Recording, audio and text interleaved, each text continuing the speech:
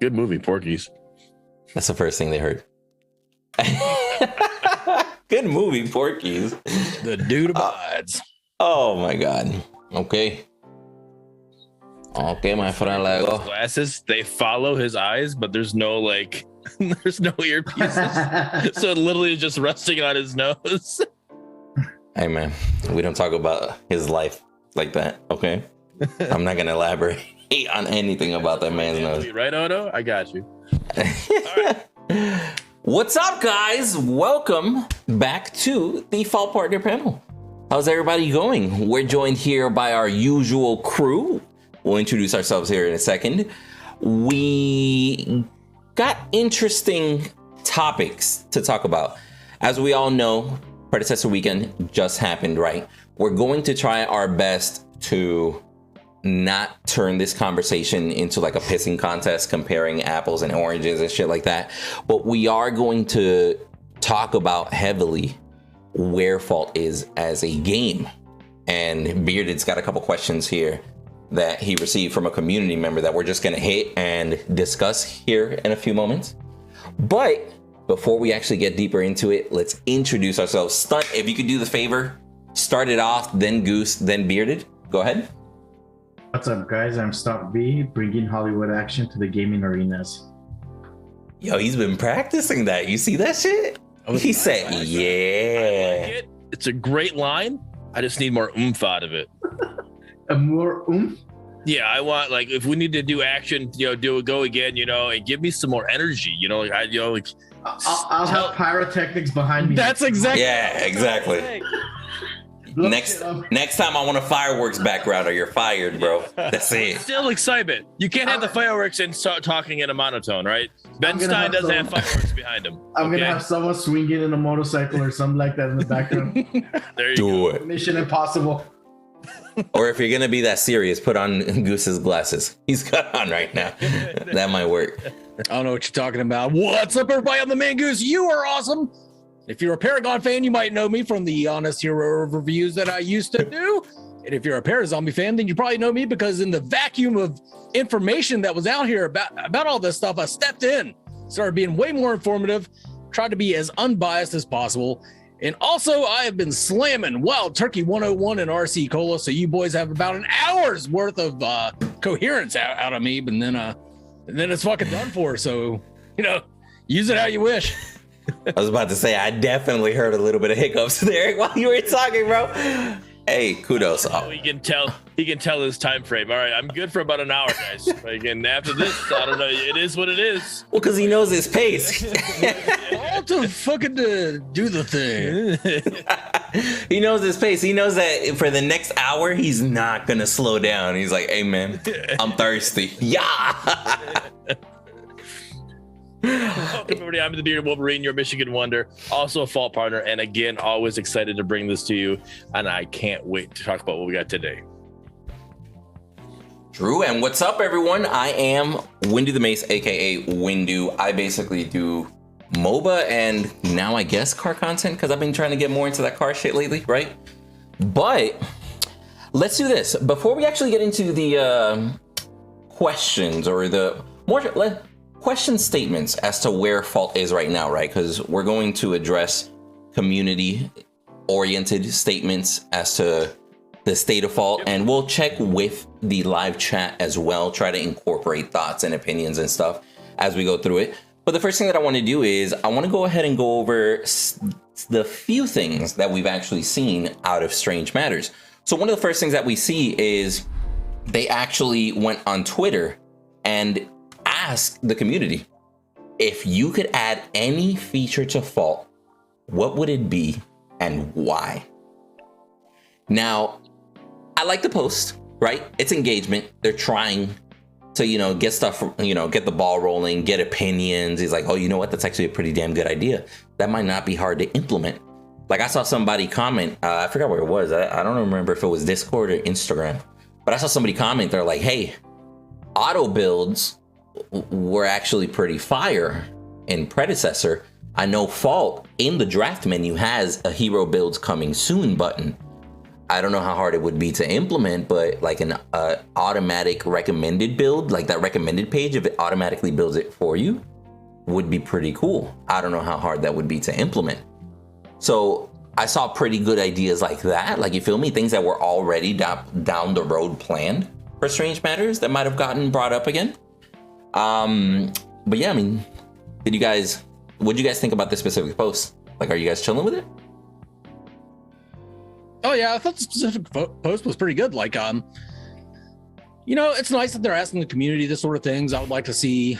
I do need to go and look and see what some of those suggestions are. Because I did not like auto buy. That's a baby feature for babies that need to go back to playing games on their phones. Fucking auto buy. Get that shit out of here. I can't with them, bro. I saw one of the answers on that post saying having a pre-built card, have a pre-built cards like we did in Paragon. There you go. So, now that I can get behind. Oh, like a deck, so to speak. Auto buy if you had a pre-build, like if you had only that pre-built cards you brought in and you just put it on auto buy for it to, you don't have to worry about it. Would you? I could dig that. I could dig that. Because I put that up and I like that idea. I mean, I guess I don't mind. I don't know. I want the ability to be able to bring in my own, like, all right, I only use, let's say, these 10 items. All right. I want that to be in a section to where I can then pick from my 10 items. I don't have to go through the whole item list or whatever I want. Okay, let me find this item, find that item, whatever. I want the core items that I use. I want to be able to put that in my own build.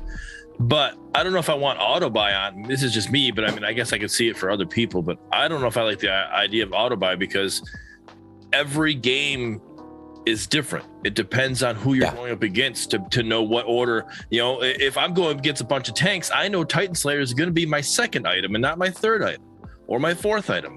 If I'm going against a bunch of squishies, then Titan Slayer is probably getting pushed back to my fourth item. So that all depends. And where's auto buy going to put that? And how's that going to fall in? And how do you organize that to be the auto buy the way you want it to be? And I don't know. That seems like it could be a bunch of stuff to jump through, but I would just instantly turn it off myself. So if that's something they're going to implement, then just like with Pred, I had it instantly turned off and I did what I needed to do with the items. I didn't like it. Bro, I'm proud of you, Bearded. Like, your mindset, bro, has totally changed from when I fucking met you, bro. Because you got to think about it. Like, you're 100% right. In a MOBA, you build to the situation. Like, you feel me? Counter building is a very valid strat. But I know for a fact that a lot of people, maybe even you guys, I don't know, when you first started Fault, like that first month you were here, it's like, I don't know any of these fucking items. Like, I'm trying to find out what the recommended build is. I'm looking on YouTube for a video. I'm asking the Discord, hey, what do I build? Just so you have a build to follow. And then as you start figuring out the game, you kind of switch it up, right? So I think it would still be kind of decent for those beginners, even though, like you were saying, most of us, at least to have a little bit experience, we just probably turn that off because we've gained the knowledge over time. Yeah. And the wording for Fault has even gotten better too. In the beginning, some of the items were contradicting to each other, so you would get confused. What stacks, what doesn't stack. They've gotten a lot better with not just the description, but the way they organize all the items. So it makes it easier when you have the experience to look it up yourself and be like, okay, this is what I need and this is what I don't need. Yeah, and there's honestly pretty good recommendations here too. Like, I see some people in here mentioning that they want a ranked mode. I see spectator mode. I see controller support, which so could we clarify just for everybody that's watching and everything? Does Fault have full controller support or no? I think it's by third party. It does. I don't know. I haven't tried to do it in a while, but I think you have to do like the DS4 Windows or whatever to be able to have it connect through Steam or something. Oh, you know what I was about to say? Because I've plugged in my controller and played Fault no problem on the controller. But I do have DS4 Windows always turns on automatically in the background. So it's not even something that I think about. Our friend Lolita, she plays with the controller, and I think she hasn't had an issue with it. but I think she's always played with a controller, even with the other MOBAs. I think she's always played with a controller. So again, she could be like Windu and already have the DS4 already propped up, already ready to go. I see Stranger in chat and Odo in chat. What is the difference between a third party being capable through a third party, or for them having support just them individual selves? Is there a difference for that? I don't know. Yeah, I think the main thing it comes down to is the jankiness of it. You feel me?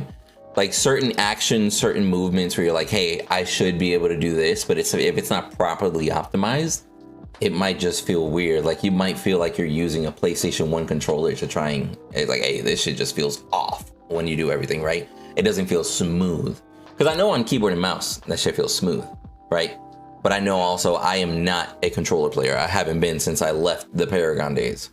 So it's definitely one of those things that if they don't have like proper optimized controller support, I wouldn't be against them just taking some time and be like, hey, let's just knock this shit out, make sure it's refined, and then keep moving from there. My screen just blinked. It's totally just blinked for some reason. The big difference between third-person support for a controller or actual controller support is directions. If you map your like WASD to a controller, then the best you can get is 8 directions. Whereas if with an actual controller, you can get more than that, and you can actually control your speed by how much you press on the stick, which is good point. Something that made Paragon really popular is because they use distance matching and speed warping to adjust how your steps flowed as you were moving faster, or your inertia as you slowed down, that sort of thing. And that's what made Paragon so great. And you can't do that with a third-party controller support option. Third-party controller support option, you're just like, up stick is W, up and to the left is, whatever. And that's kind of something that gave controller players a little bit of an advantage as melee in Paragon, which was another thing that made Paragon very popular, and it would be nice to see in Fault. Bro, you just blew my mind. I didn't even know that it was that intricate or those little features were there. I literally thought it was just like a forward, back, left, right, diagonal. That's it. Oh, no. There's a lot more to controller support than that. Damn, okay. So, yeah, go ahead. Before it gets lost in chat, BioBurden says for something they want to see in Fault is show the gold amount an item can be sold for in the first minute of the game, and given no damage / kills have happened, allow players to sell back starting items for full amount. And then he says more ideas to come. So we'll see how it goes. I don't know about the selling the starting items for full amount. I feel like if you make a mistake, you should pay for it. Yeah, I agree. Or if you're selling the starting item like 15 minutes into the game, like, yo, you already got your worth out of it. Like, you feel me? Like, even if you only get $250 out of it or whatever the hell the amount is, I don't think it's a bad idea. Do if that was a thing? I would take Smite as an offlaner, run to the enemy jungler, smite that blue buff, get back to base, buy my real item, and then hit the lane. But he says if no damage or kills have happened. Oh, so if that would nothing has happened. Okay, I got you. Yeah, no damage / kills. Like no stacks, no nothing. Okay to sell. Yeah. Based off of this comment, like if it's a mistake, basically. Yeah, based off of this comment, there is another individual that put a comment up in SMS's post saying, "What if we have gold left over and we're at full build? How about an item, a one-time use item that makes us stronger?" That is one thing. Again, I know we're not going to make a pissing contest out of this, but that's one thing Pred did have that I really like. They had the tonics.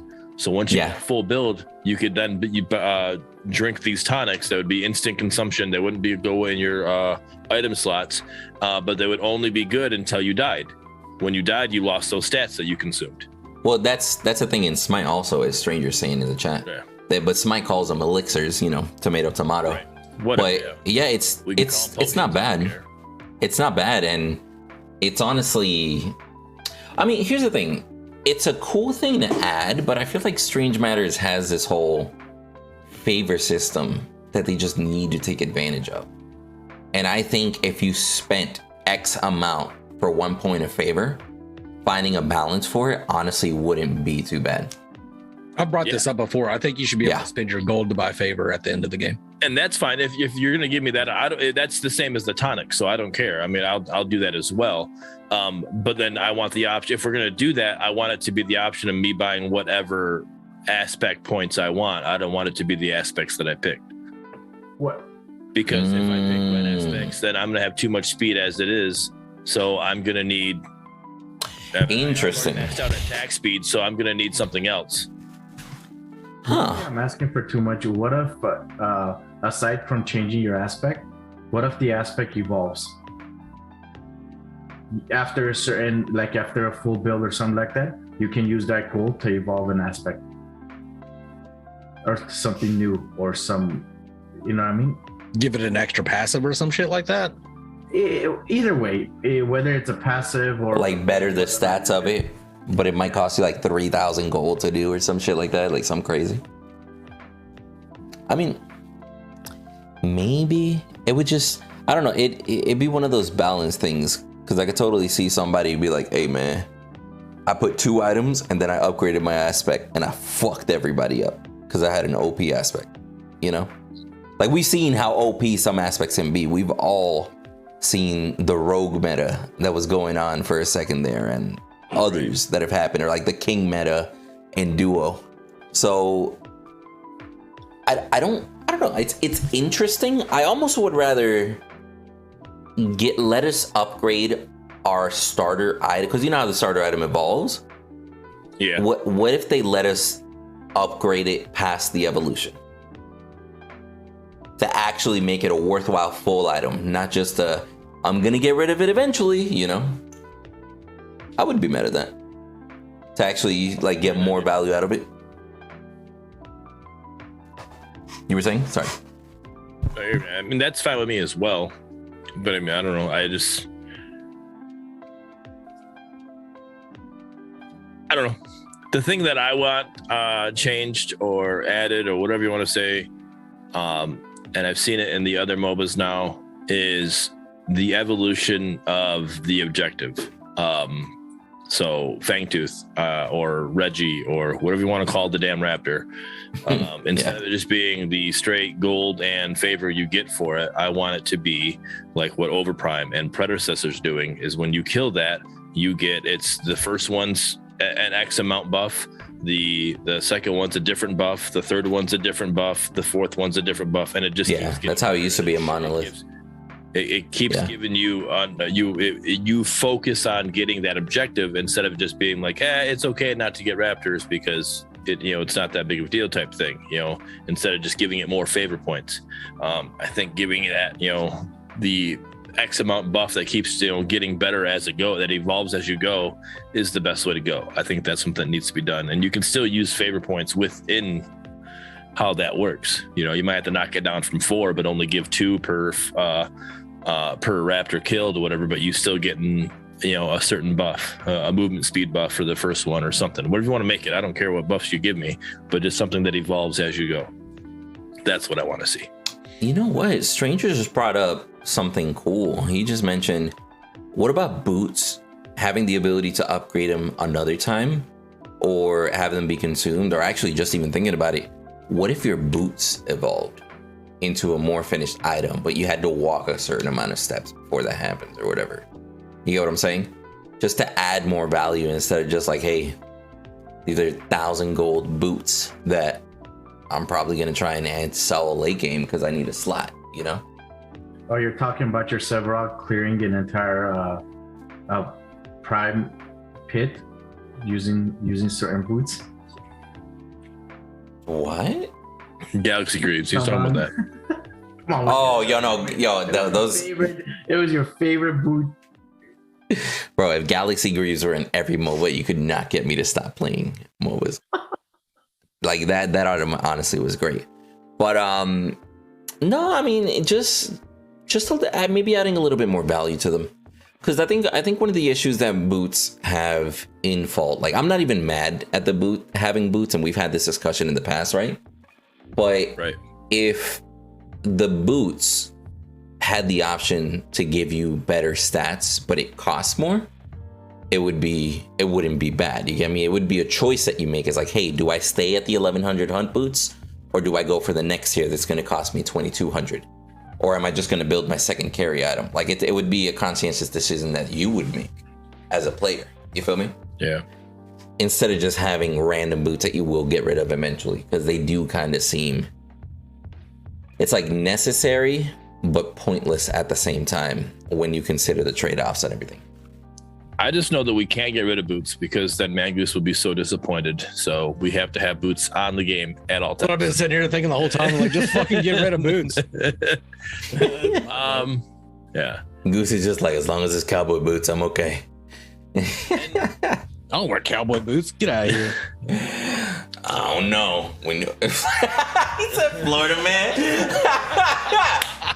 Hey man, don't you hate on them gator boots, bruh. That shit's a real thing down here. Oh man. I just think if you think, if the devs think that boots have to be in the game, I just think it needs to be in its own little slot. Like I could see that, like a seventh. Okay. Yeah.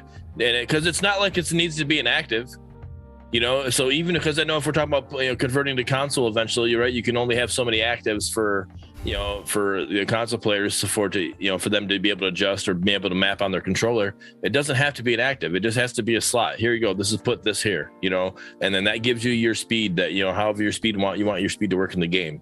I mean, I'm okay with what Goose says. If boots aren't there, then boots aren't there. You play the game how you play the game. Like, it is what it is. You try to find other ways to get movement speed. I don't care. But if you're gonna have them, give them their own item slot. So then when you get late game, it's like, okay, I can either move slow as shit and hit like a motherfucker, or I can move faster and dodge hits. But I'm not gonna hit like a truck like I want to. So I wouldn't be mad at that. Sorry, go ahead. What were you saying, son? No, go ahead before you finish, because I was gonna say what I put down for a thing. I was just gonna say I wonder I'm just thinking more on the opposition side of it, right? So having a boost slot would actually solve a lot, right? And it would make it easy, but I think what they would probably be worried about is the UI, and do they want to go into a 7-item system, right?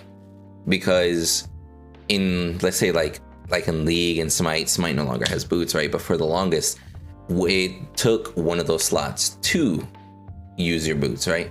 Whenever you have a separate slot, we then come into like ethereal, where it's just like, yo, wait a minute. Okay, so there's like a crest starter item slot, then there's a boot slot, then there's my 6 slots, and then these are my, like, it can easily start getting a little too overwhelming once you start adding too much. You follow?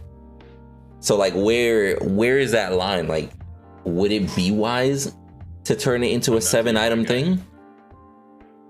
I am not the UI guy. When we started this partner panel, you were talking about, we're going off of, this is what needs to be changed with this, too much space here, too much there. I'm like, it works for me. I like it. I don't know. That's where I'm at. Yeah. So, I don't know. I have the information I need. I understand competitively you want the information to be more focused, so you don't have to, you're not using, looking all over for everything.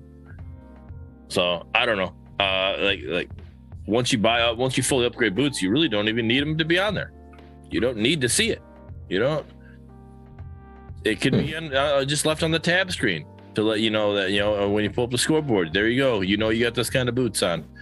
Other than that, it doesn't need to be, because what does it do? What it's not an item. It's not an active. You don't need to hover over it to see what's going on. I will say I actually ended up playing a Smite game earlier because one of my community members like just randomly caught up with me in the chat. He's like, yo, Windu, you want to do a Smite game? And I was like, fuck it. I got like 20 minutes. Why the fuck not? Right.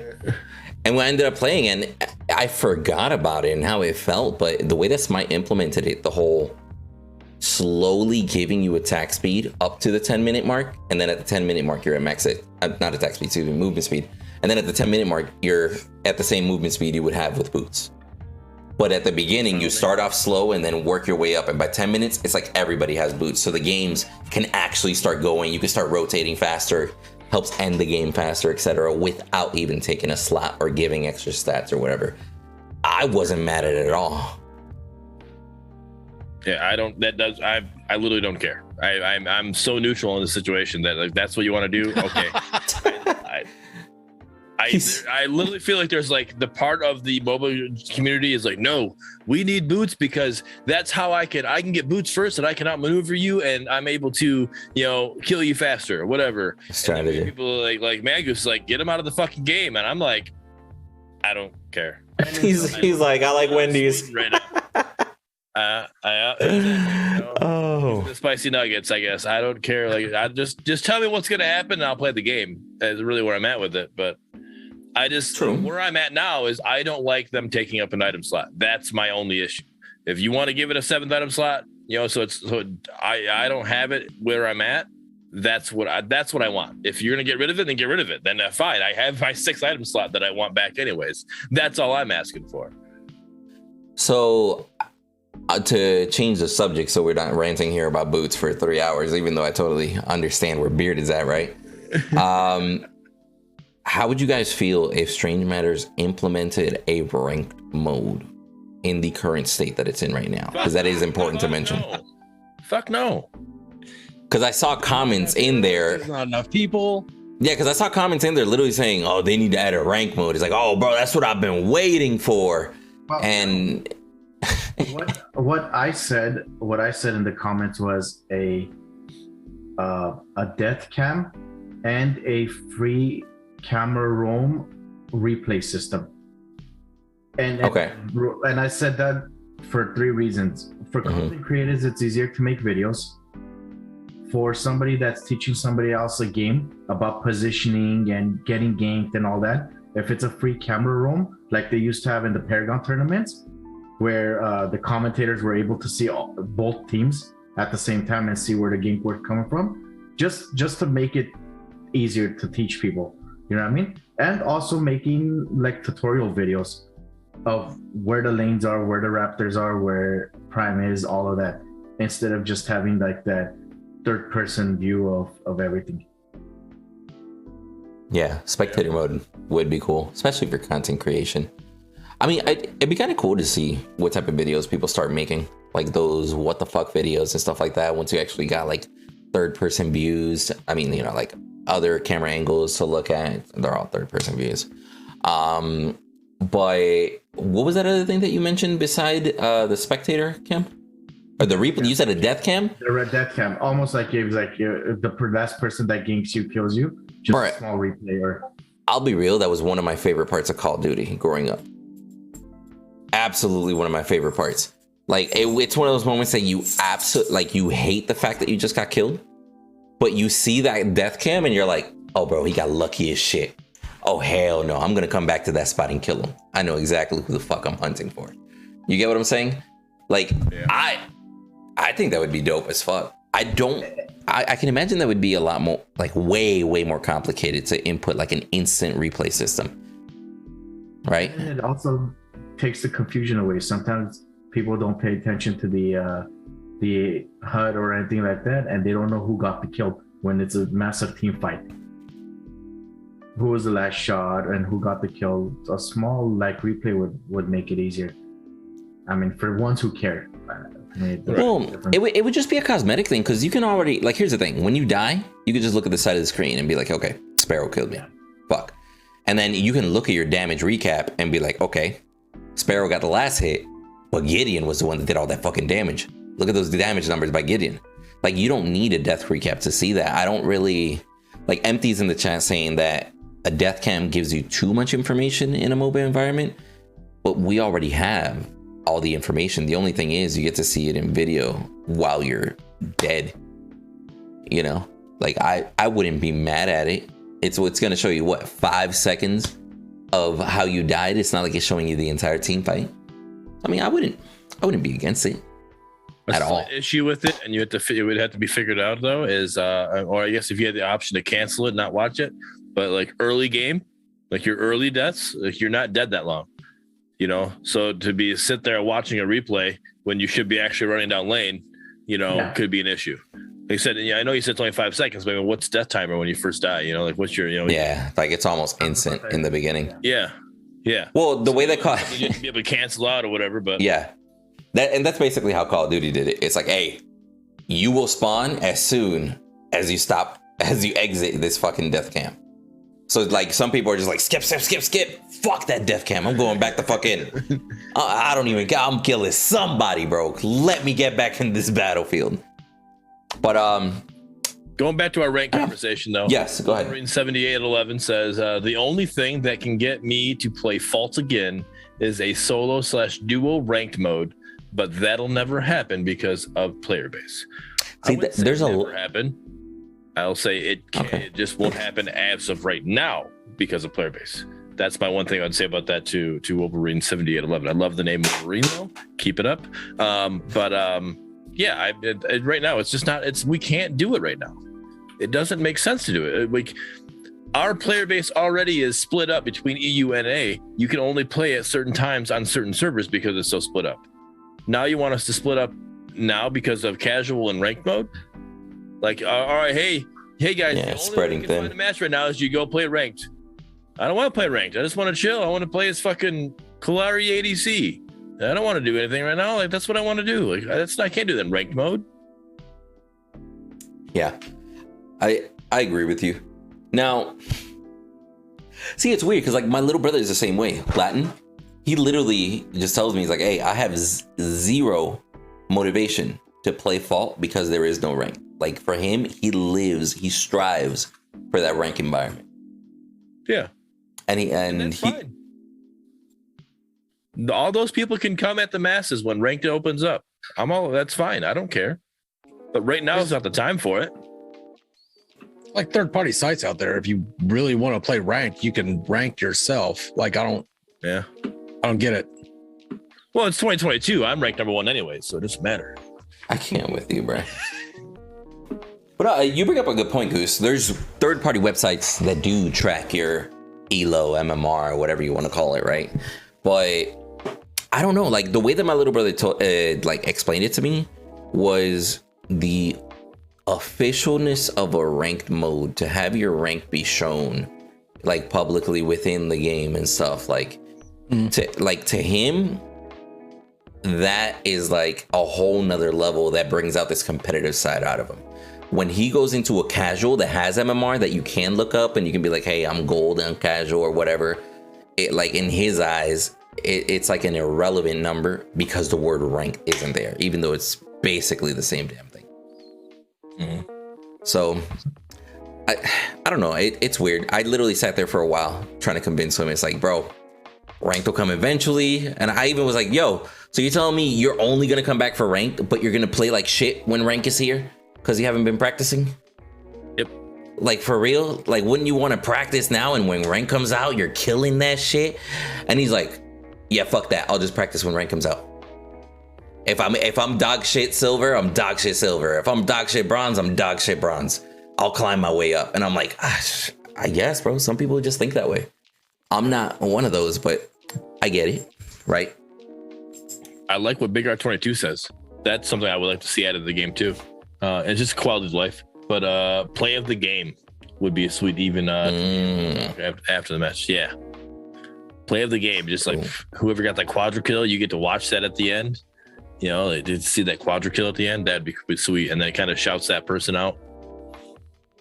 Yeah. My son, we were playing Overwatch last night. And a couple times he got play the game. And you could should see the look on his face. Looked at me, Daddy, I got players against me. You know, I'm like, dude, that's awesome. That's dope as fuck. Yeah, something cool that I hear the Storm does is that after the match, it shows you the MVP of the match. And then it, has a lineup of other people that did shit real good as well. Like if you did the most siege damage in the game, then you're up there as the siege master or some shit like that. Yeah, people a lot. Then you're like the fucking number one stunner. And you get his ass and give them a thumbs up for playing good when they really didn't. And Paladins does that as well. So when you play Paladins, you got the you basically compete against the healers, the ADCs, and the tanks, right? And the person that did the most tanking or did the most objective time, the people who did the most heals, so you're trying to like, you want to be like, hey, it's a big flex.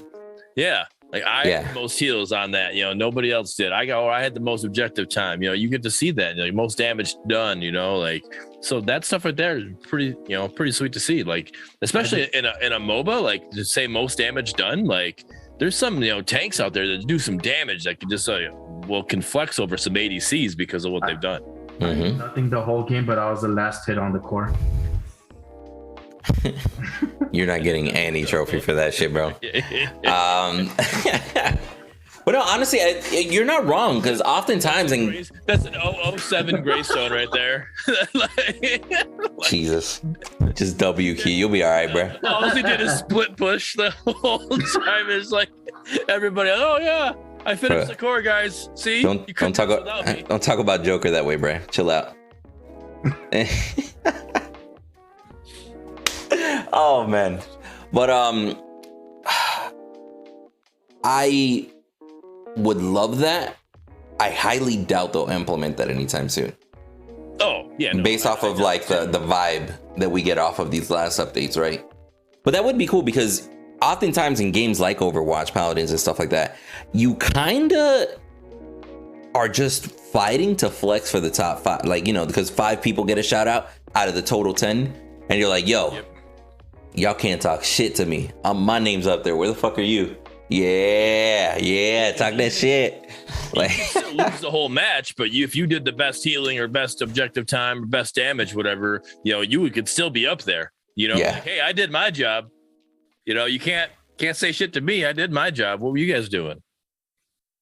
Yeah. So now, I like it. I agree with you. And it doesn't need to be added anytime soon. Like there's other things that definitely take precedence to go over that, but that's something that would be badass to see. Let me see. What are some other things that fall? Like, let me ask you personally. Let's say stun. If you could add something right now that you haven't mentioned to fall, what would it be? Why? Ooh, good one. Like, let's say you had a choice. That shit by the end of the week will be in there. What would it be? I guess, I don't know. I got a more difficult AI mode, I'm guessing. Huh. Having AI. I didn't see that. A harder AI mode if I wanted to get in and practice out. Apparently guaranteed insta snipes doesn't count as strong enough AI.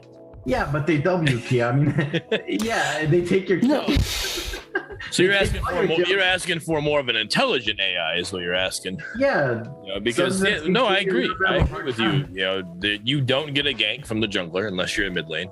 There is no dual lane gank. And all Murdock and Muriel do is just shove it down the lane. They W key the whole time. I completely agree with you. It is something, it is really bare bones just to show you how things are supposed to work. That's it. And it's, if you have the character, it's a good, place to go in and practice that character's abilities at that time to see how the abilities go. But no, I agree with you. I think I've been also said that, to add to what you're saying, I think you need the ability to change who the AI is.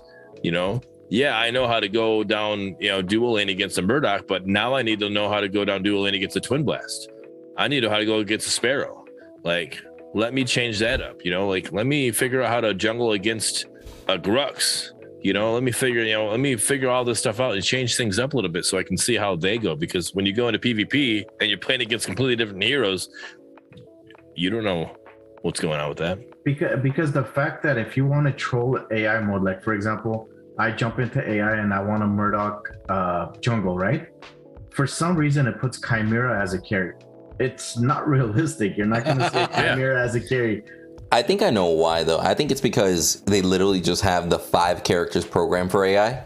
And the moment you take one of those 5 to a different position, it's like, well, we only got these 5 characters. So let's put that one Chimera in this role because that's what we got programmed. I mean, AI is a difficult thing to program for real. I can imagine. Epic had the same lineup of heroes too for like ever for their AI. And their hardest difficulty AI was not that hard. TBH. So, you know what I find interesting too? But didn't Epic had it where you could change the difficulty, right? You go in and go easy, you can go, medium, After hard, a while. whatever. Okay. And that's all I know of it as. I know you could do that. I didn't know how it was in the very beginning, so. Yeah, like the harder the difficulty it was, the more experience you gain and such. But I was gonna mention, I do find it incredibly interesting, and I'll use my boy Joker as an example. Joker was mentioning to me that he's been playing a lot of AI off screen, right? Just to practice a few fundamentals, get used to a few hero kits and such, work on his mechanic abilities and stuff, because he's brand new to like post Paragon, all these characters. Like to him, it's like basically his first MOBA ever, right? So he's been going in there, and even Joker that is still learning, like you guys saw over the Predecessor weekend, we were playing with him and trying to give tips and tricks and stuff. Even Joker that's still learning was telling me like, hey, the AI, I'm using the mode to practice a lot at my own pace, but at the same time, it feels redundant. Like after playing it so much, like after a few matches, you're just like, okay, now I'm just like, I want more. I want to go into PvP. I'm not ready for it, but I want to. It's like that excitement, that variability, I guess we could say, just isn't there. It's like the same thing over and over and over. So, yeah. I mean, and that says a lot from a new player that's like really wanting to learn. They rather jump into the pool with the sharks and get destroyed than play AI too much because it's not challenging enough or because there isn't enough variety. Real quick though, shout out to Joker's offlane steal. Hey, shit was on point. Yeah. Hey man, once we got him building that Hellfire, he fixes shit quick, and I say, bro, turn on those Galaxy Greaves. That's all you need. Thank me later. That's it. But yeah, man, I would probably say Joker's a good representation of a lot of the Fault community. Players that want to get better at the game. Jokers. I can't with you, bro. players that want to get better at the game. Players that, are seeking that knowledge, seeking that practice. But it's like the safe environment. They feel it's a little too safe and they get bored with it. But then when they go to PvP and they're like, I'm not ready for PvP. So now I'm just kind of stuck in this limbo of get my ass kicked on side B or go to side A, and I'm the god of the noob AIs. It's like a weird spot to be in. Are you playing on a cassette? Side B and side A. I hate you, bro. Hey, Jesus. Speaking of the cassette and side A, we had a request by chat if we could either turn down the music a little bit or turn it off completely. Either way. So if that's something that could be taken care of. I mean, sure. It's not. It doesn't show up later. I haven't muted, so. That's just somebody being picky about it. Maybe maybe there's just too much reverb of the music. I don't know. I don't know. Anyway. This fucking guy, I swear to God. Bro, you can't control him. You really can't. He's out of fucking control. All right, sorry. I didn't mean to interrupt the conversation. Go ahead. I had something important I was going to say. Now I forgot. Yeah, now I forgot. Yo, so do you want to go ahead and start off on those questions? Yeah. Bearded? Yeah. So explain to everybody. Yeah, explain to everybody what exactly we're going to do. To a community member that I've seen has been active in all of these Parazombies and feedback and giving, really educational feedback. I was reading and I was understanding what they were saying. I'm like, okay, this person, it's not like this person's just like, I want this game to be amazing. They're literally putting out good feedback. So I reached out to the Mass if they wanted to be on the partner panel with us. They respectfully declined, but they gave me a good old amount of information here, and I figured it'd be good I'll read a little bit of it, and then we can reflect on it, give our opinions on it, what we think, if we agree, disagree, whatever. So first thing it starts off, Fault's biggest problem is past. It had a very bad EA launch that many people called a cash grab and unoptimized garbage. Those same people, at least most of them, are now gushing over Pred.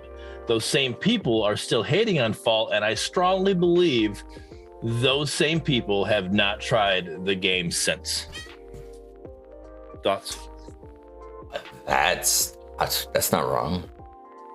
Like the stigma that Fault got in that beginning month when it first came out, with the rough EA launch, the monetization like off rip, right? I remember comments specifically being made. It's like, yo, why does this specific ability not work properly, but buying coins in the store works flawlessly, right? And obviously those are two very, very different things that you can't compare. But I remember examples like that being made. And I know that a lot of people they're like, hey, first impressions matter. That ain't for me. I tried maybe 3 games. I ain't about it. I'll wait for something else. So I lurk in all Discords, right? I lurk and just read what's going on, just to judge how the community's acting with these pair of zombies. And the cash grab thing is still being put out there. Over 2 years later, and the game's getting, we're getting good patches, coming out. Like, it's not like there's like putting out these small little hot fixes every now and then and just making money off of us. Like, that's why, like, how can you still consider this a cash grab? Like, that doesn't, it kind of goes away from that definition by now, doesn't it? Or am I wrong? Well, you have to ask what their definition of a cash grab is, because your definition of what they're thinking. I did ask. I asked how can you feel that way, and they can't give me they can't give me a reason. Well, the reason did you ask them what their definition of a cash grab is, though? I asked them how they call Fault a cash grab. Like, how can you still call Fault a cash grab? And they say it's only because of basically the beginning, how it started. And then somebody did say, oh, but they haven't. He's like, I looked and they've only had hot fixes recently. They haven't released a hero, whatever. I'm like, they've released 2 heroes since January 26th. What do you mean they haven't released a hero? Well, what I'm saying is, some people will consider a cash grab being just a scam. Like, they only put the game out in order to make a quick buck and then move along. Yeah. Right. That is, of course, has been disproven. However, others will call it a cash grab because they perceive Paragon as being free, and they see a lot of other games being free. So they consider any time you charge for a game that used to be free as a cash grab. So you need to consider where they're coming from whenever they say cash grab, because the second is a lot harder to disprove. I don't think it's true. I think every company needs to make money in order to sustain their product, in order to sustain the game. If you want improvements in Fault, then they need to have money for it. Like, Predecessor and Overprime have made significant improvements because they have the money to do so. Fault doesn't really have that money. What they do have is time and development, which they've put to pretty good use. But yeah, you really got to figure out what they mean by cash grab before you try and, maybe change their mind a little bit. No, I get what I mean. I know I'm not going to change anybody's mind. I'm not out to do that. I'm out to more understand where they're coming from is really what I was trying to do. And some of them had the mindset. It really is kind of like what you said. There's the 2 options there. Some of them had the mindset of, it's because they understood that like for Predecessor, for example, is probably going to come out when you're going to have to be paid early access, right? And so they understand that. So that would still be considered a cash grab in that definition if we're going with the other person, but they understand that. So then they're only considering Fault to be a cash grab because of how it was in the early times. But because they've gotten past that, that's been debunked, right? So why are you still considering Fault to be a cash grab in that regard? That person, right? Other people were, like you said, they think that even they're still thinking Pred's coming out free, right? And I'm like, I don't know. I'm saying there's a good chance that you're gonna have to pay for it. No, Paragon was free to play. Pred's gonna be free to play. I'm like, and then people will have to come in and say, hey, you guys realize that Paragon was paid early access as well, right? Like, this is how this goes. This is a normal flow of a game and development, and people don't understand that. They only see one thing. They're like little tunnel vision. They remember how it was in the beginning, and they're not gonna, like this person's saying, like, this is where they're at. This is their mindset, and they're not changing it. The other problem too is major streamers that haven't even dipped their dick into Fault, calling it a cash grab or talking all kinds of shit about it. They'll talk shit about Overprime, they'll talk shit about Fault, they'll talk shit about anybody, but they'll only praise Predecessor and never say anything bad about Predecessor because it's the safe move. A vast majority of the Parazombie community are behind Predecessor. A lot of people don't even know the other games exist. And then when they see like Fault gameplay or Overprime gameplay, they just assume that it's Predecessor. It's just all lumped. It's like Q-tips to them. They're not cotton swabs. Everything's Predecessor. Everything Paragon related is Predecessor anymore, which is unfucking fortunate because there's so many people working so hard to make these games a reality. And I don't know. I think it sucks when people like that reference you just made there. They're Q-tips, not cotton swabs. People won't understand that. Like what you just said there. It's just you could also say they're Kleenex, not tissues. You know, like it's because that's the name brand. That's the big name brand that everybody knows it as. You could get Walmart brand Kleenex, but it's actually tissues. You're getting Walmart tissues. You're not getting Kleenex. Kleenex is name brand, and that's what I like. That I like that.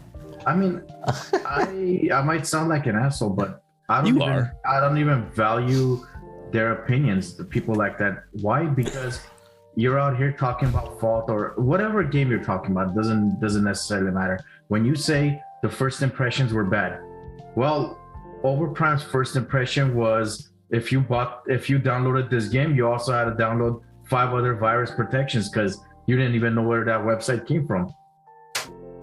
You know what I mean? Overprime went quiet for so long. Yeah, and then came back out. They have cleaned up. And then Fault didn't have that opportunity. They had to keep going. And Predecessor, they chose to keep going. All of these games are good. I'm not going to say anything about, but Predecessor's closed alpha had problems, glitches, and everything. Their first stress test wasn't that good. You know what I mean? So when you make statements such as that, I don't value your statements because you're initially just white knighting one game. It's not a true statement. It's not a true opinion because you don't have anything to back it up with. But there's thousands of people that do value that opinion without checking. Exactly. Else. That's the problem. Yeah. That's the problem that all of these games are going to have. It's not just Fault. Every one of these games is going to have that issue because you have morons like that. Excuse my French, but fucking that won't That's French. try it out, but they'll spread it around as if they know what's going on. Yeah. Okay, so on to the next paragraph.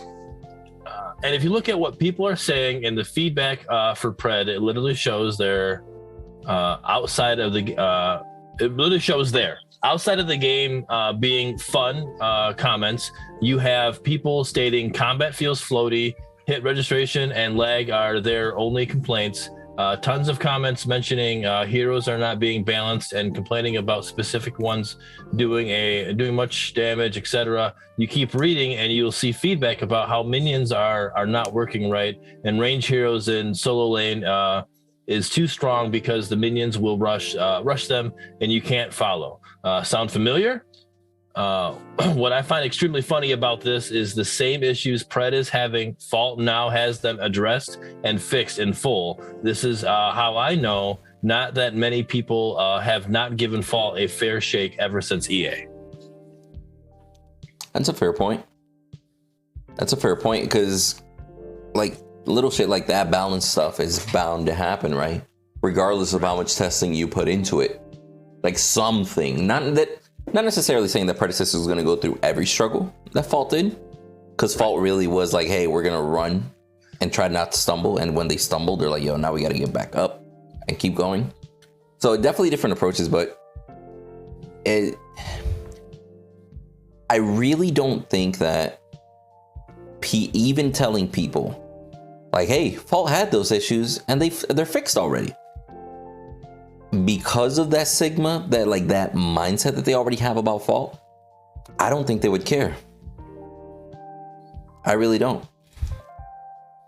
I don't know if you guys would disagree, but I think that even if you told them, they would be like, I don't give a fuck. I'm just gonna wait till this game fixes it. Yeah. Yeah, and a lot of the problems too, and I don't know if you guys agree with me or not, but people constantly think money is the only way to fix something. You know what I mean? Yeah, it helps, right? In all these games. But you have to remember that time and experience that Fault has, the time that Fault's been out, that's been playable, they've gone through hurdles that these other games are going to go through. Not necessarily, like you said, Windu, not necessarily the same thing, but they're going to go through hurdles. It's almost impossible for you to bring out a game without having some sort of a hurdle. And people don't account for Fault having that experience, being out long enough, listening to the community long enough to understand, you know what I mean? To be able to fix it ahead of time. And you see their progress. You see how they get more and more better at fixing stuff before the community is able to give their feedback. That goes both ways too, though, because they've had all this time developing the game, but I found way less bugs in Predecessor than I've found in Fault. Like, and I played Fault yesterday, you know, like I got stuck on the fucking ring going into my inhibitor. I got stuck on a wall that was invisible in the forest. Like, you died at an inhib. Hasn't been out, but they had way fewer bugs than Fault has right now. Like, that goes both ways. Mm-hmm. Right. I agree. And I think that, you know, again, not to piss contest compare, but I do think that they were smart to do a stress test and not include any skins, because that might add variables. You feel me? They did a stress test and it's like, hey, only the base skins. They're eliminating as many variables as possible to keep it as smooth as possible. You follow? And I think that was very, very smart of them, because we've seen in Fault, it's like, hey, that bug, like this one specific bug, only happened when that one specific skin was equipped with this item equipped as well. Like, it was just a chain reaction that caused a random ass bug. I don't know what the hell just happened with Twitch, but that shit just said, but you know what? Fuck these guys. Blah. Yeah, they're saying like I was reading chat like, hey, it's laggy. I'm like, well, we didn't really have this before, so all right, like, well, paying attention. Then I like, went and looked. I'm like, hold up. True. We're dead. So, but yeah. So what I was saying in general is, using Fault as an example, there was a lot of moments that we saw something cool and we liked it. A hero got introduced. He was, you know, like, it was amazing for the first day or two. But then after like a week or two, or after a month, it's like, hey man, for how long were we saying, yo, Boris is low-key hurting this game, he needs to be turned the fuck down, right? Yeah. And that was something that happened through prolonged exposure. The first weekend that we got to play Boris, nobody cared. It didn't matter if somebody literally did 30 hours in 3 days. Nobody cared that Boris was too strong. He's new. You just got to learn. You feel me? Like that whole... Clara was the same way. Yeah, that whole rose-colored glasses view affects the time frame. It doesn't matter how many hours you clocked in a short time frame, but over time, it, like, over weeks and months, it starts to wear on you. It starts to affect your opinion in different ways. And then, well, I mean, we know that I'm a Murdock main, right? Murdock's my boy, as you can kind of see in the little picture here. Murdock's my guy, and I had an issue. It only happened once, but that was once over 3 days. If I would, playing as much as I play Fault, I had an issue where I ulted, it did no damage. Now, if that was something that continued to happen, I would be like, this is where I'm like, oh my gosh, we got to fix this shit. I would start to get really annoyed, because, you know, that's my bread and butter. You know, I'm all about that long dong. So we got to go. But it was only 3 days. It happened one time, but how often is that going to happen? You know, stuff like that. Like, certain things. I know I'm not the only one that has had something like that happen. Yeah, I heard somebody else that had that. Wolverine said, it's either because the person's bad or they were on 200 ping. I wasn't on 200 ping, and I don't consider myself bad. I mean, hell, if you look at the games I was playing, I wasn't playing bad. There were some issues. There was definitely some lag there going on. So, but see, it's a good thing that you brought up the ping, and that's another interesting thing between the two games. Obviously, Fault doesn't have NA West, so I always play NA East or Europe, right?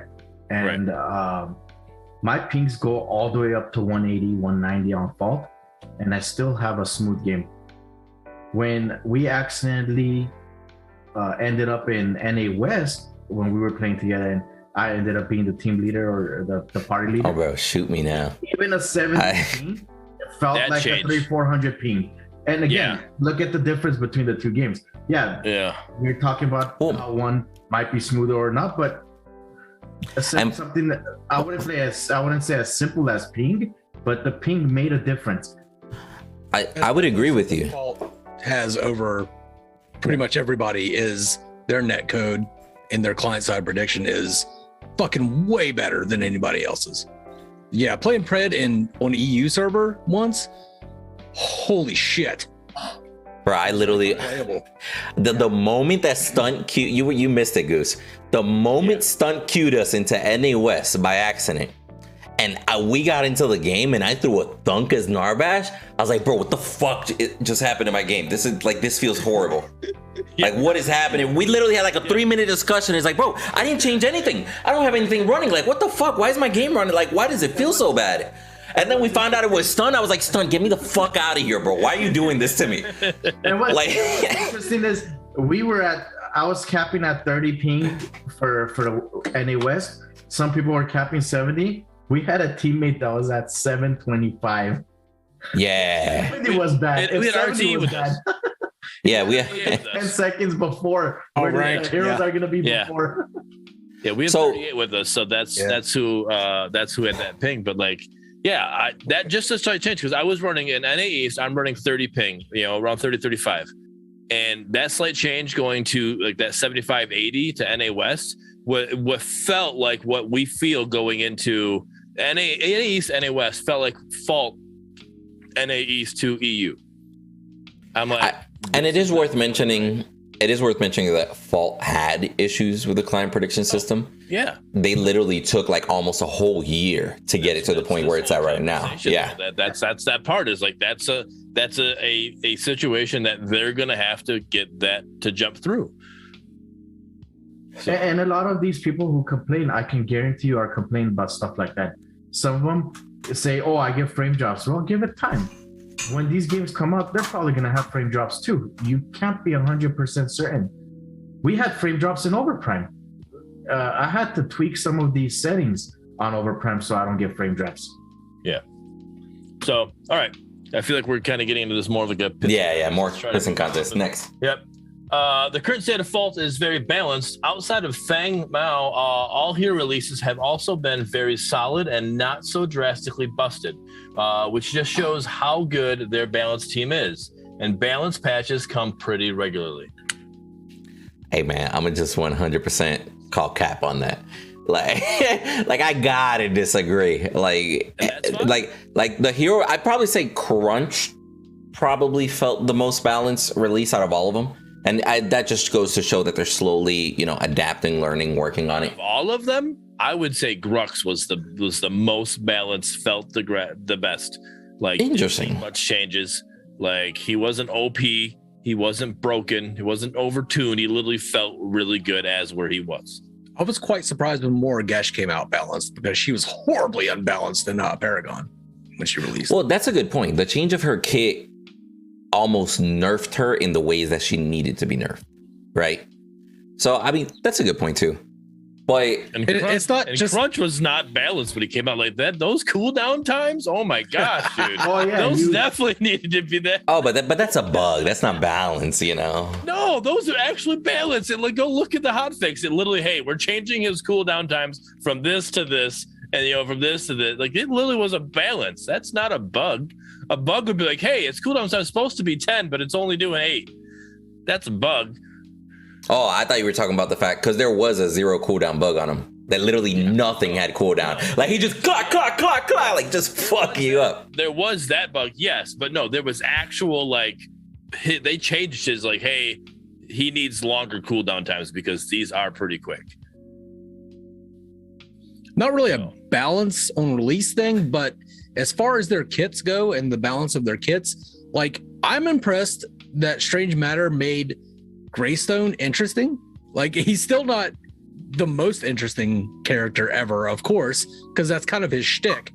But they found a way to make him to where, along with his passive and his disarm, he actually requires some thought to play in a team fight instead of just W keying. I mean, he still W keys towards the ADC and tries to cut him down while disarming them. But now he also has the time that disarm. You know what I mean? Right. Yep. Yeah, I get that. They pull the Transformers. Disarm. You got time to disarm, but it's also only in a certain area. Before, when he first got released, it literally was anywhere around him. He does the disarm, and everybody that was in any of the AOE with a certain range, it was that. But now it's like a cone shape. You have to be in this certain cone shape, to get that disarm to actually happen. So you can't just be running away, disarm, so that, hey, you can't get me as you're chasing me down. You literally have to turn around and do the disarm, and then turn back around to actually get it to work. So I think that's even more of a balancing thing and makes that better for him. So. No, I agree. That this one was a little more it sounded a little biased. Yeah, disagreeable with all that. But again, we also don't know. I mean, we do because they released 4 heroes, but yeah, no, I disagree. Like they are getting better progressively through the heroes as they go. You see how they come out, and I'm of the mindset that I understand a hero coming out overpowered or overtuned a little bit. I'm not saying it's right, but I understand it. You don't want a Terra. You come out and it's like this hero is just whack, well liked between a lot. You have those issues. So okay, Itemization in Fault is currently the best there is for any of the remakes, since literally you have a tank, mage, and damage versions of I believe every counter building item. I don't know. I didn't look that deep into it, but I can understand it because usually when they come out with an item, they come out with an item for all 3 of those levels. So yeah, like there's trauma items for all of the trees. Yep. There's blink items for all of the trees. Pen items for all of the trees. I mean, I would split that statement because it is very good that all the trees do have the essentials, right? Even though I do wish I saw a little bit more flair with these items. You know what I'm saying?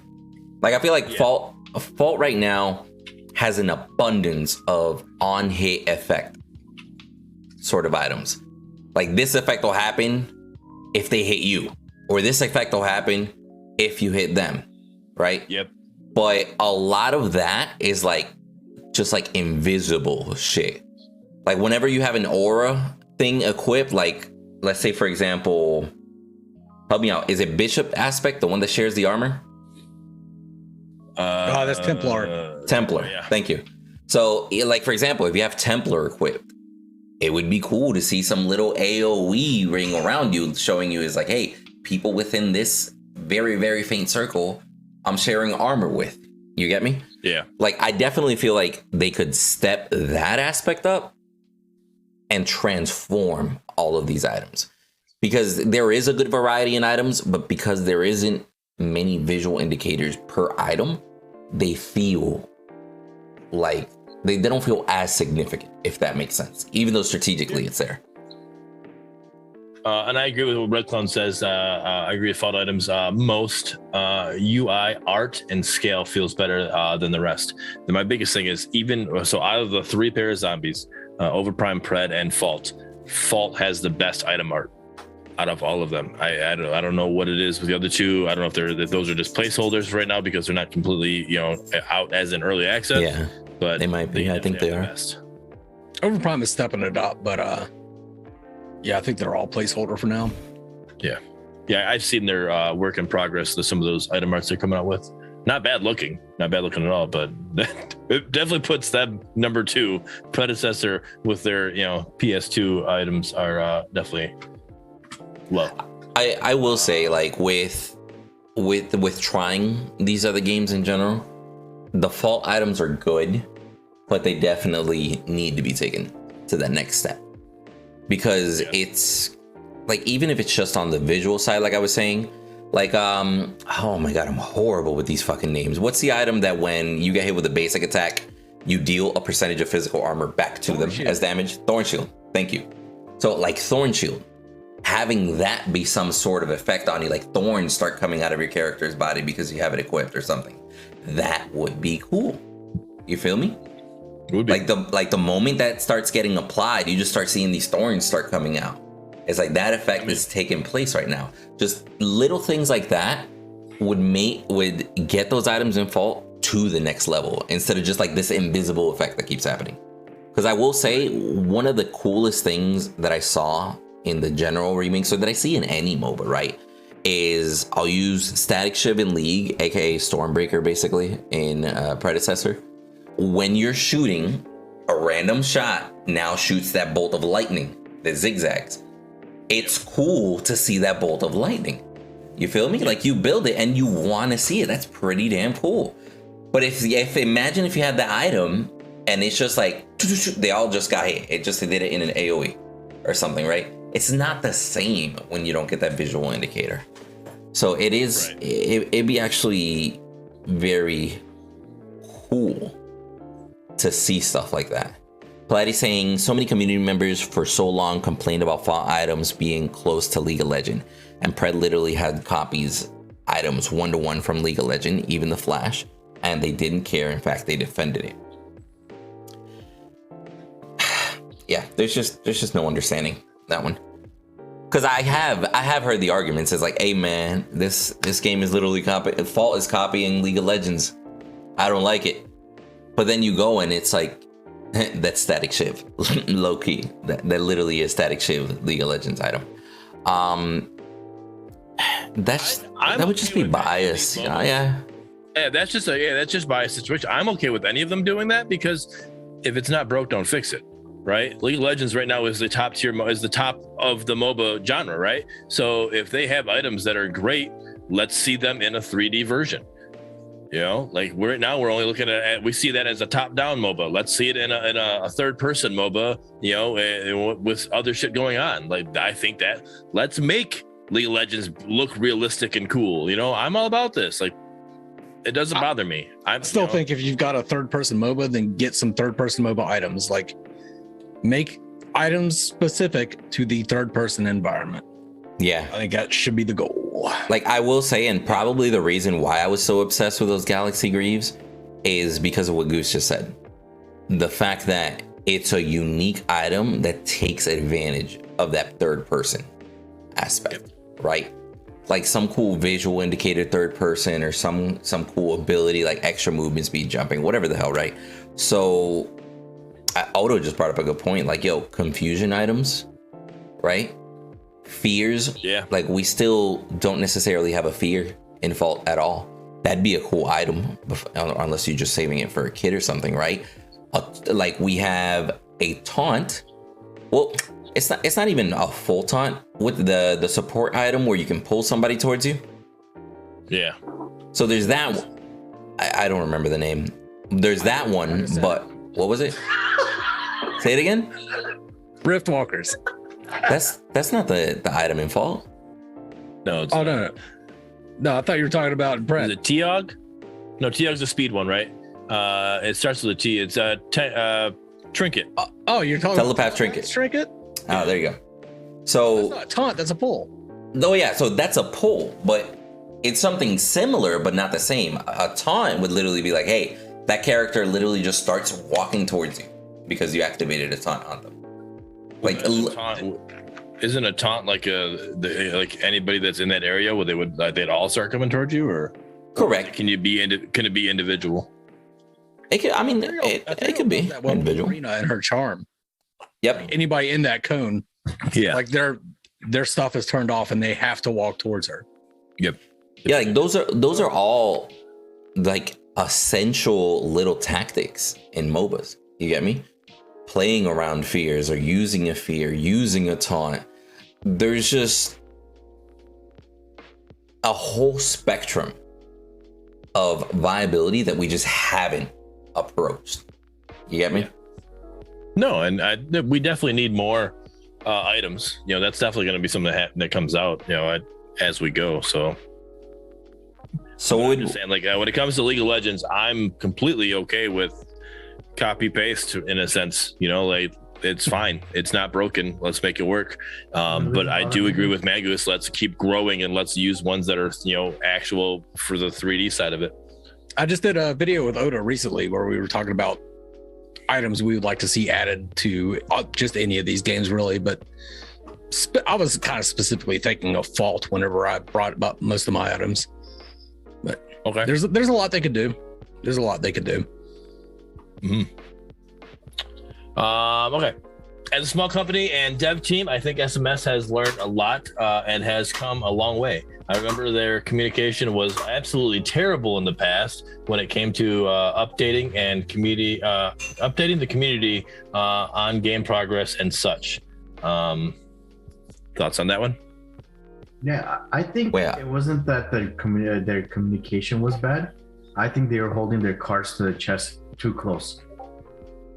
That's what I felt from them. After a little while, when some of these other games started coming out or started showing what they were doing, Fault's communication in general and the way they come up with the information or pass down the information or whatever, or market the information has gotten a lot better. I think in the beginning, since they were one of the first games or the only game to be able to be playable, they're just holding their cards to their chest, which is pretty normal. I mean, any company would do, an indie company would do. I don't disagree with what you're saying, but I believe it still falls under what they said here. I think that is still part of the communication, and you just need to know how to communicate. And I think that's where they've learned. I think, they can still hold their cards to their chest, but they can still communicate to us that they're pretty much doing that, there was times that things would go on and it would just be silent, and then we started getting the weekly blog post, or then we turned to bi-weekly blog posts. We started getting things instead of them just being completely silent for the whole time, we were getting stuff, the dev blogs and stuff, and they learn as they go, and you can tell they're a small dev team and they're learning, and they see that this is what's going on, this is what the community wants, and they start doing that. So I agree with what you're saying, but I think you guys are on the same side. Yeah. Windu, Goose, anything? I'm just replying to Oda here. On to the next. Yeah, on to the next one. All right. The only thing I feel Fault needs to be ready for free to play. One is the music when the match starts, until minions clash. This just gives the game some of the flair. The ambient sounds don't do that well enough. 2, fix the getting stuck on the terrain areas. There's like 3 that come to mind. 3, optimization pass. It's almost there. Visually, I think the game could still improve, but that can always come down the line. It's not an ugly game. So could we just kind of address each one of those at a time? Yeah. Like what was the first one again? The first one. To make Fault free to play, they need music when the match starts until the minions clash. And the reasoning is this gives some immersion, right? The ambient sounds don't do that well enough. I would like more dynamic ambient sounds, right? Like like sounds that play with proximity and stuff like that. Like there is, it's weird to explain, but there is this specific like white noise ambient sound that's like always there. You get what I'm saying? Yeah.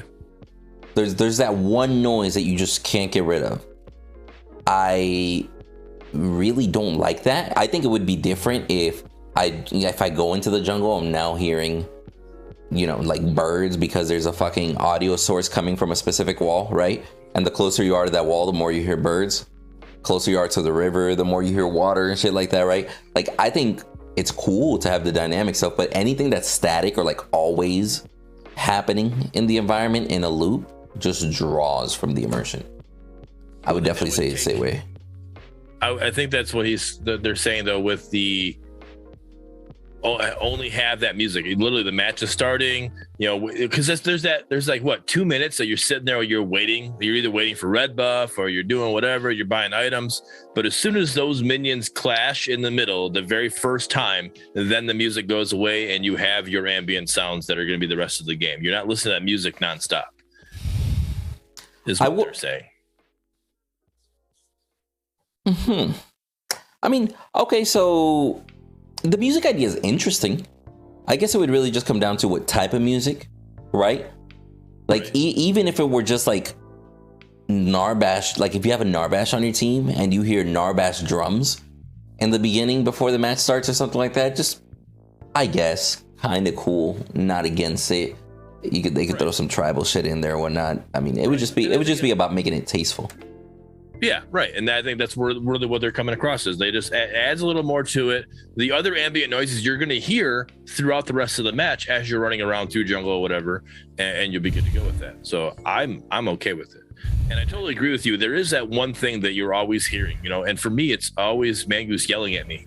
No matter what, if he's in my game, fucking can't. I still hear it. And I was going to say the thing I always hear is the Richter bug. I'll be real. So what's worse, that Richter bug or when Narbash ultimate wouldn't stop? For the rest of the game, it's like, Jesus fucking, get this Jumanji bitch out of here, bro. Oh my God.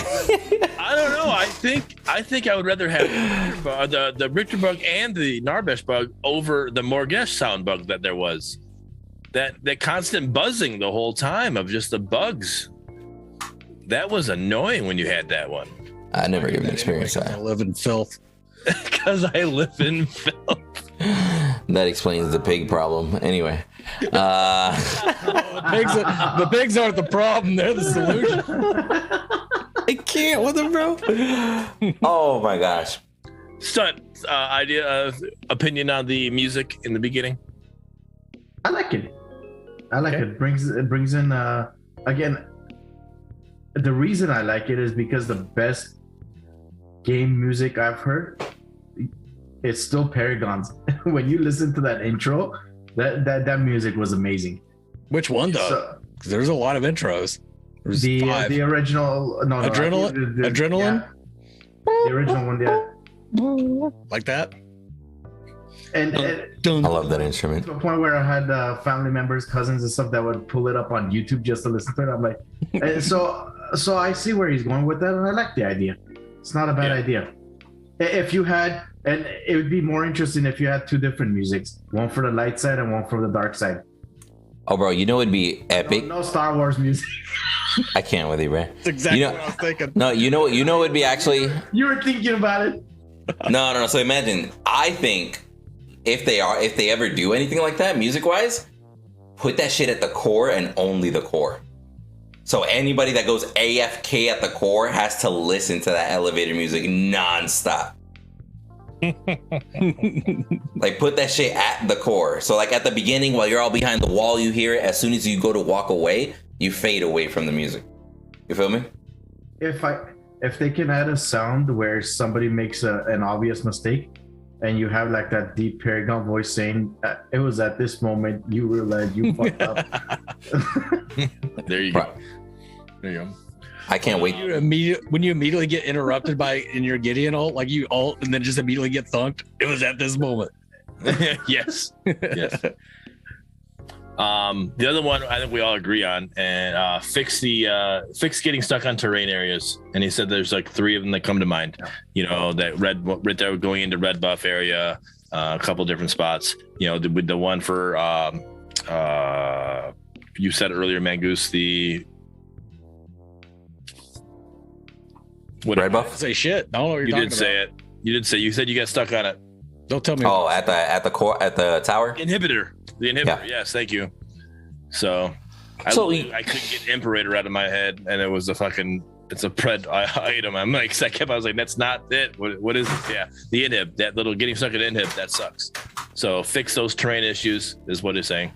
I'm actually very curious about that. Can we talk about that for a sec? No. I hate you. Next topic. Hold on. No, because am I the only one that actually sits here and wonders? It's like, okay, there wasn't a wall there before this patch. There's a wall there after this patch. What is it? Like, maybe somebody can educate me. Like, why does a random wall or random terrain issue just show up? Is it because the terrain, like, they mess with the terrain and just something got, oversight? Or is it because, like, just like, let's say they did an update patch and maybe one of the files got changed or corrupted, or shit like that can happen all the time when you're dealing with files and information and stuff. Like, is it something that can consistently continue to happen, or is it just a fuck up that they're like, oh shit, we should fix that? Didn't even notice that was a thing. I think it can possibly be, how the red buff has that nice tree right next to it with the wait, say again? That red buff. The red buff always has that really nice looking tree, that huge tree in that little area, in a little box.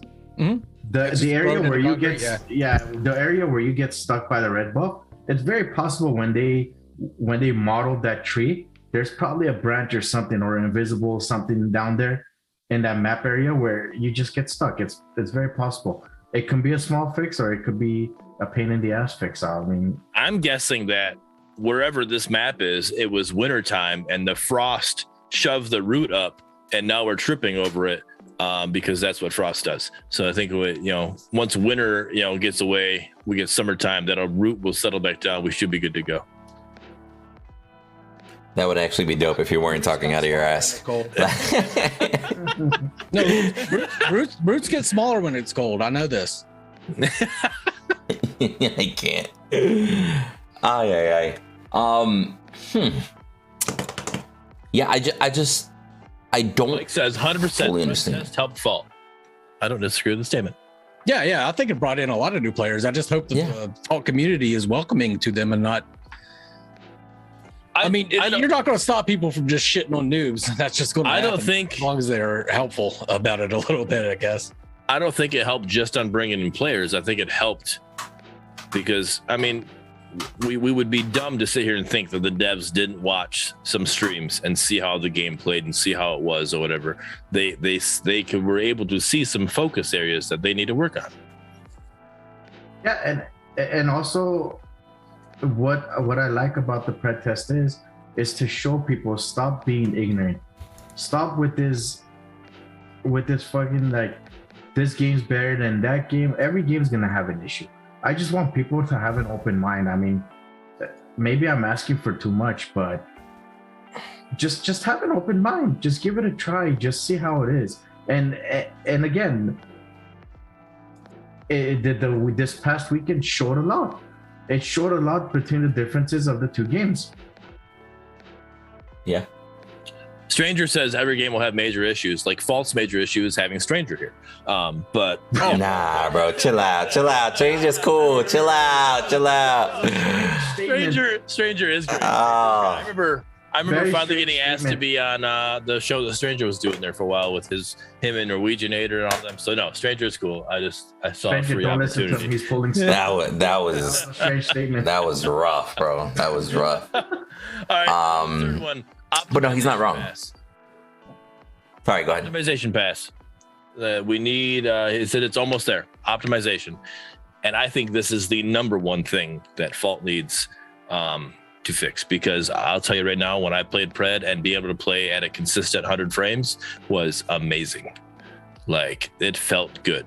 So that's something that definitely needs to happen with Fault and get to that point.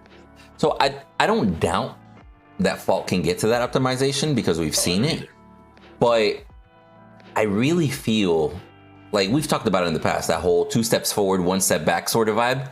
Like every patch that implements something dramatic or big typically drops that optimization. So I wonder what they could do to prevent that 1 step back from happening. Would it be more testers?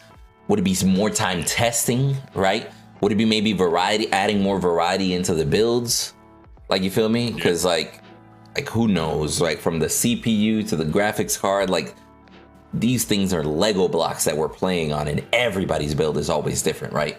Like we might have the same graphics card, but you got an SSD, I got a normal hard drive, or you got an AMD CPU that's like brand fucking new, while I got an Intel from like 2016.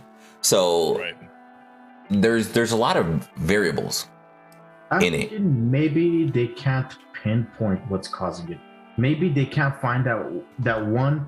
Again, it could be a small issue or it could be a huge issue, but maybe they just can't pinpoint it. You know what I mean? I mean, prior to Crunch, did we have a good optimized game? Yeah, of course we did, right? And then all of a sudden, Crunch came in or a certain hero came in and it tweaked whatever it tweaked in the background, and we started getting frame drops. Maybe it's just them finding that one needle in the haystack that they need to fix to never have this problem again.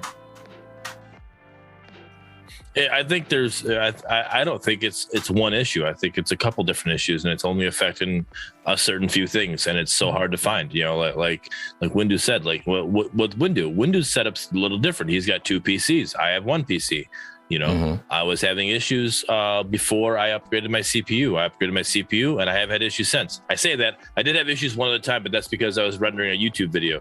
When you render a YouTube video, it takes a little bit more out of that. So that's once that stopped rendering, I didn't have issues since. So upgrading my CPU from a Ryzen 2700 to a Ryzen 9 5900, I haven't had issues since. So that's something could have been fixed. I don't know. When you guys stream, do you guys have issues with? That's all I play was when I stream. I don't really play offline, so. Because the reason I'm asking is if I open OBS, I get frame drops. If I have Google Chrome open, I get frame drops. Even when both systems are not using that much of my resources from the PC. So those are my only 2 frame drops: Google Chrome and OBS. All right, but here's the thing though. So like, only for comparison wise, I was doing the same thing with Pred. And it didn't have those.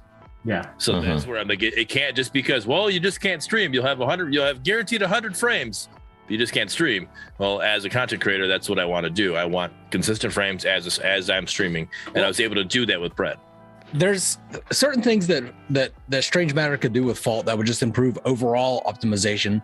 And it's something that Fringe, the map designer for Predecessor, has done is, you get all of these assets from Epic, and you have like this rock, this little thing. You piece them together like Legos. But whenever you put this rock next to this rock, these polygons right here. Oh, yeah, your glasses are jumping everywhere, bro. We're all just focused on those damn glasses. Like, yo, I wonder if he notices. Okay. So you put the 2 rocks together, these polygons and these polygons are still rendering. If you combine those 2 rocks, then you don't have that problem anymore. Now it's just one bigger rock. That's what something Fringe did with Predecessor was he combined a lot of those assets on the map so that you don't have extra polygons trying to render whenever you're looking through everything. That's something that Strange Matter could look into and possibly try to do on their own. I don't know how difficult it is to do that shit because I'm fucking Mangoose. I fuck pigs. I don't design games. I can't with them, bro. I wonder if they even are applying something like that, or to a certain extent. You get what I'm saying? Because maybe. Go ahead. I do know that they're doing a multiple different things. I've had a conversation with Espada because it was a few months ago. Overprime put out this green picture, to show you how well their optimization is, right? And like the better the more consistent, the dark green, you're good. But any like red areas means like optimization is bad in that area, right? Or yellow, whatever. It's kind of like a heat map, right? But green is good. And so I asked Espada if they use that green map. He's like, yes. He's like, we do use that, but he's like, that's not like the only thing. You can't just optimize off of this. This isn't like, hey, as long as we're green, everything's going to be great. There's other tools that have to be used. And he didn't go into detail what those other tools were, but he said that there is a bunch of tools that he is, utilizing to help with the optimization. Yeah, I can imagine it's a lot more complicated than what we're even making it seem, right? Damn, bro. Because my fear is, what if they keep fixing these issues, right? And let's say they fix them all. And now they decide to do another big patch, and now randomly walls pop up, because that's what it feels like. Maybe it has to do with what Goose was talking about. Maybe if they're individual textures, because I will say it really feels like on that core situation, maybe you guys have noticed, it really feels like it's just like the ledge of the core, the edge of one of those rings is just standing up a little bit. That if you don't have enough momentum, you get stopped at it. But if you take 2 steps back and then just walk right through it, it's fine, like no problem. So, and I've noticed that at the cores, like I've literally sat there and like, guys, what's this? And I walk right up to the ledge of the ring, and then just start side strafing because there's like no real momentum, and I literally just like floating at an angle, going nowhere. But as soon as you take 2 steps back and walk forward, I can go right over that ledge, no problem. So maybe 2 steps back, I usually just run around, scream at my computer, and then die. But that works because you go back to the core. You're not stuck anymore. That's right. That's right. I mean, in the middle of a fight, you're not gonna be like 2 steps back. Okay, that's what I was forgetting. The only time Mangoose remembers that he's getting stuck there is when he's getting killed, because that's his response. I fucking died because of this stupid ledge.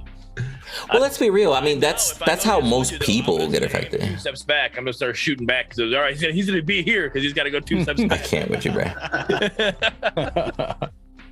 But no, that's just something that's particularly gotten stuck, like on my mind. That it's like, hey, pun intended. Oh, because of the, okay, I see what you did there. I was like, what? But no, that's something that's gotten stuck in my mind, because I can't help but notice that when I think that they've gotten rid of some terrain issue, we just find another random terrain issue. Or what was it? When one of the heroes got added, like I guess some terrain got shifted, and now there was like a random hole that people could fall through, right? I don't know if you guys remember that, and that got a hot fix. Yeah, I think it was just timing. I think that was because right when we got the new map, we got the hero as well. I think it was Fang Mao, I believe, and we had that new the river going through the map and stuff like that. And so we were falling through the map. Yeah, with the new river. I think it just happened to be the timing. I don't think it was a hero related situation. I got you. But that's My favorite for a time being was when Crunch punched somebody and they went on the ground below the map and got stuck. That was a thing? Nice. Oh, hell of a punch. Yeah, buried him. So because you're not wrong, that's definitely something that I feel people consider to be top tier. Like, hey, this needs to be fixed ASAP. The terrain issues, right?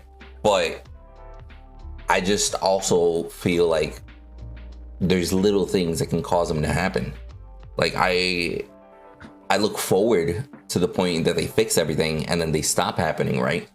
But I guess that would just be more of a, how can they effectively make some of these changes without letting it continue to be a recurring thing, right? One community member told me on stream, why fix a map that you're thinking about changing?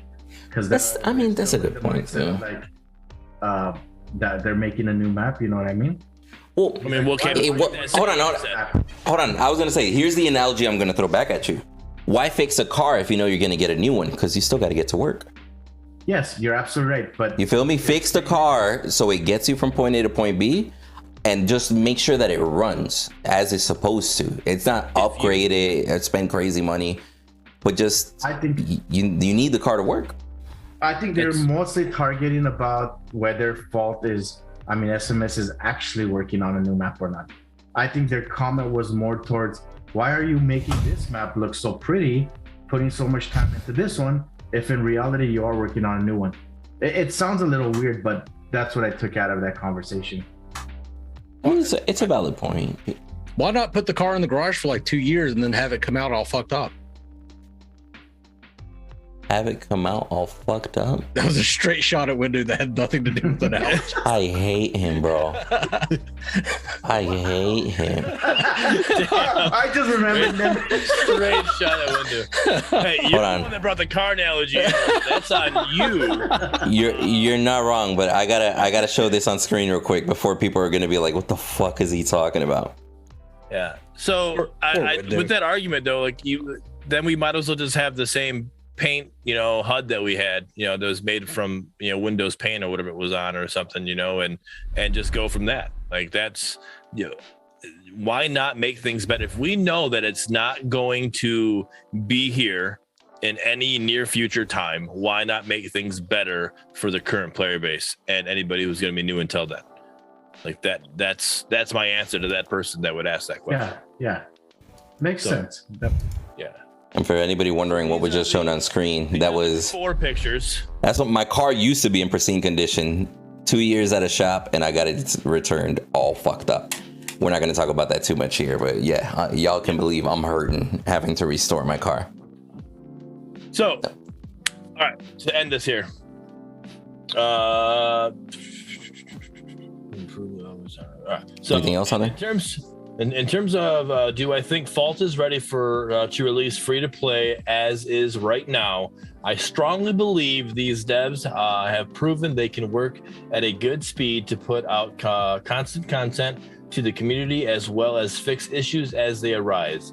And given the state it is in, given we have seen Pred's version of a remake and how somehow Fault has completely passed them up in the terms of how far they are in development, Fault devs should be looking to capitalize on their lead and get their product out the door and to the market the heck out of it and get out the door and market the heck out of it because I really do believe it is ready for more players. Hopefully they got that stash of skins and ideas ready as well.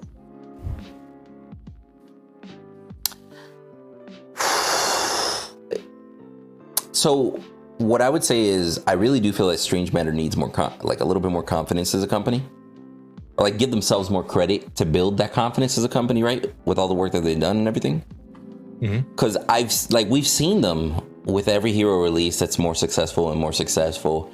Every patch that's like, hey, you know what? Like this patch actually wasn't that bad. Like there weren't that many wrong things. Like they're slowly refining the process, right? And you can tell that they're getting more confident and releasing like another hero a month and a half later, right? So I like that. And I think that's the steps they need to take towards making a full release, right? But part of me still feels that Strange Matter, like they feel a little hesitant when they make some of these moves. Am I the only one that feels that? No, it feels that way. I mean, early on, I don't think it feels that way as much anymore. I think they again, this goes back to what we were talking earlier. You can see that progression and where they're at. They've definitely gotten better with everything they've done. Yeah, I would agree. And essentially, when they're ready as a company with the timelines, with the confidence that they know they'll be able to execute this X goal within X amount of time, right? Like when they're at that point, I say do it, because there are a lot of good core foundations, right? Argument could be made, better tutorial system. Argument could be made for the auto builds to be on there first. We can sit here and argue that all day, but I think for Strange Matters to go free to play, the biggest change that we need to see, like as a community from the developers, is just their presence as a company get solidified just a little bit more, because they've been making strides, but it feels like, hey, we know how to walk, but we're not sure if we can run. And it's just like, hey man, just send it. Dude, like show the confidence, send it. Yeah, that's my 2 cents. What do you guys think? I mean, I think we see that hesitation with the free to play thing. Like, I think they're scared that they're not gonna be able to have the money to sustain the game if they go free to play. So they're afraid to jump out on that bridge. They don't think anybody's going to buy any of their items and stuff. But I think they need to nut up, have a little confidence in themselves, and just go free to play. I think a way they could do that is they could show kind of like what Overpromise been doing and doing that work in progress page, and show some of those skins that they have, and just look at, judge by the reactions that everybody has with those skins, kind of where they're sitting, with if anybody's going to buy or not buy. I mean, I've agreed with Mangoose the whole time. I think Fault is ready to go free to play. If their budget is the issue, yeah, that's a pretty valid issue, being that they're the only playable game right now.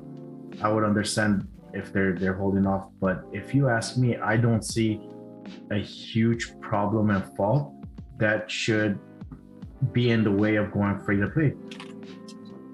I've said it, sooner the better. I mean, come on. So I saw an interesting comment real quick that I do want to address. Somebody mentioned in the chat, they were like, hey, like, what's up with Fault's low quality hero portraits?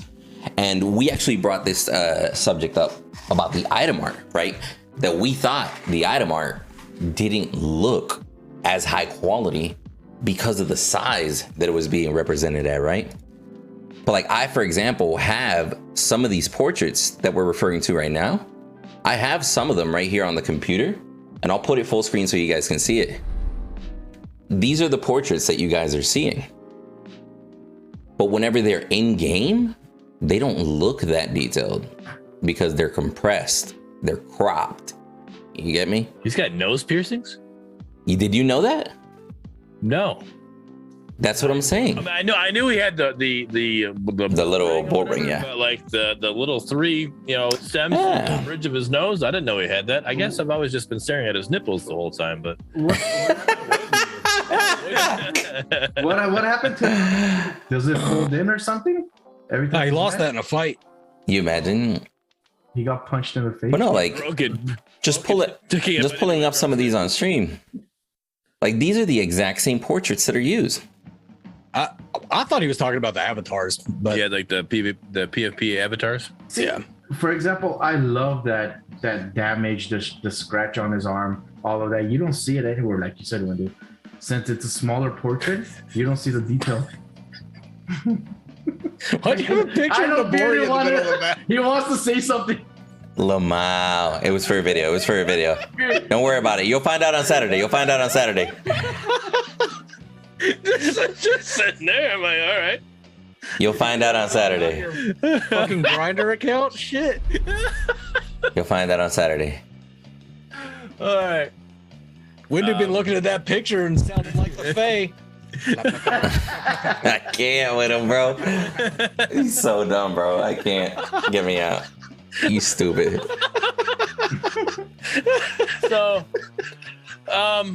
yeah.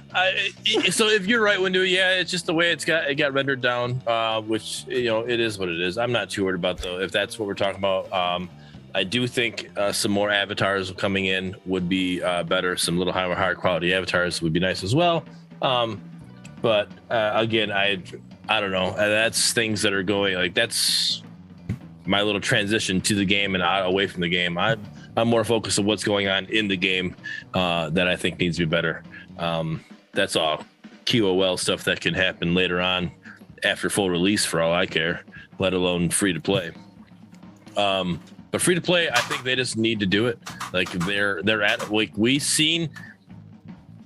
Judging by how everybody felt so great where Pred was at, which Pred was a lot of fun. I really enjoyed it. Again, I'm not bashing it, right?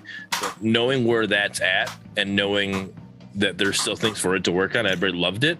If everybody loved that, then just taking the money cap off of... I was watching Mangoose's For the Minions before we came out here and did this. And there's people in the game and in chat saying, well, until it's free, I'm not going to play it. Like, and how many? That's just him. The people watching For the Minions on the premiere. That's not counting anybody that's watching the For the Minions later on or whatever. Have this conversation. Then you had that one person that was like, "Are any of these games available to play right now? I don't even care if I have to pay." And I'm like, "Yeah." Oh. Like, oh, cool. You know, people just don't know. They just don't know about it. So, but again, you make it free to play and you start marketing. I'm gonna go back to a movie reference here. Field of Dreams. If you build it, they will come. That's kind of what it comes down to. Free to play is you building it, and they will get here. So it's gonna happen. You take a picture of the leather vest, Windu will come. I can't with them, bro. Y'all will find out on Saturday. That's all I'm saying. Check my YouTube on Saturday. Jesus Christ.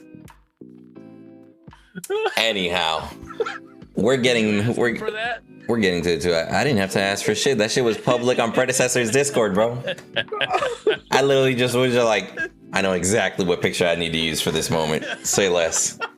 I know exactly. Find out Saturday. I got a leather vest. I can't with y'all, bro. Anyhow, we're getting close. We're getting at that 2-hour mark. Is there anything else that we missed before we start concluding here? Like we pretty much covered the list. Stunt yet? I do want to say, yeah. Alec Baldwin. Whoa. Nah, Joe. Anybody in the community, if you guys have something like that, if you kind of have like a little well-written, your thoughts on the game or what needs to happen or whatever, go ahead and send it to me through a DM in Discord, and we can break it out here. If you do want to come onto the show, let us know in a DM, and we'll be on here as well. Yes. Particularly hit up Bearded, because if you hit me up, I'm just gonna be like, hey yo, message Bearded. Let him handle with it. But yeah, guys, we appreciate everybody staying this long. If you guys did make it this long, wherever you are watching, whether it's live, whether it's on YouTube, whether it's on podcast form, if you can anywhere, just type out that GG. Show some love so we know that you made it this far with us. Let's go ahead and say our goodbyes. Stunt, what's your 2 cents to the community, your words of wisdom as we say our goodbyes, and throw your plugs after. You guys can always help out if each community member brings in at least one friend to try out the game. It would be a huge help. I mean, we can all give our advice at the end of the day if we all contribute some way or somehow to the game. It's gonna move forward. We're gonna bring in players. I would just say that if there is an influx of players after the Predecessor stress test, please be nice to them so that they stick around. And since I haven't taken a shot at Stunt yet, I know I look like I'm old enough to be Stunt's father, but I swear to God, his mom swallowed. Over to you, Bearded. That felt so forced. Morpheus over there. Blue pills. I haven't taken a shot. Yo, this motherfucker said Morpheus with his blue pills. Oh my god. Okay. Oh yeah. That was good. Yeah, let's come back. That was good. Yeah, mine was forced as fuck, but Stunt came back hard. Bruh, this man hit you with Morpheus because of the sunglasses, the blue pit. Man, bro. Yeah, you just got beat. Sorry. Bearded, anything you want to add? Not really. You guys know, just stick with it. The game's gonna be, we're making progression. You see it, it's happening. So enjoy the game. It's gonna get better. Have fun. Pretty much it. Just have fun. Lit. And yeah, I mean, my 2 cents on it. The game's Fault is honestly not that bad. I was very surprised by I would arguably say overwhelming amount of individuals that after trying all 3 of the games, I was honestly surprised to hear quite a bit of people say that they preferred Fault. And it's like, all of them in their current states that they preferred Fault. And that honestly says a lot considering some of the other games, or correct me if I'm wrong, both of the other games have technically been in production longer than Fault ever has. And I say technically, and some of you that know the histories will know, right? But it was a genuine surprise, but a good surprise at the same time. And that's what I'm saying. Like, Strange Matter Studios has done great work. I feel like they need to give themselves more credit for that work and use that vote of confidence that they're establishing on themselves and move forward. Because at the end of the day, their product is not as bad as they might think it is, or it's not as rough as they might think it is. Like, they might be wanting perfection, and I completely understand it. But there's a certain way to approach it to provide as good of a product as possible without taking forever, right?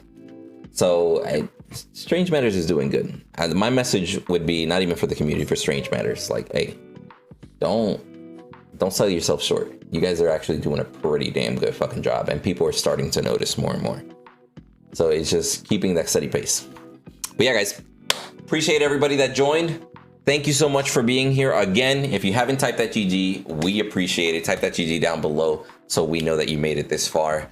Give everybody that's on here on this panel some love. Go follow them in their links. They're all going to be listed below. These podcasts do get streamed live every Friday at 8:30 p.m. on the Bearded Wolverine's Twitch channel. We upload them to YouTube the following Wednesday at noon on my YouTube. And on Wednesday, they also go simultaneously live on all podcast forms, Spotify, Google Podcasts, and Apple Podcasts. But again, guys, thank you so much for joining us. We appreciate you. And as always, till the next one, much love, homies. Peace. Peace.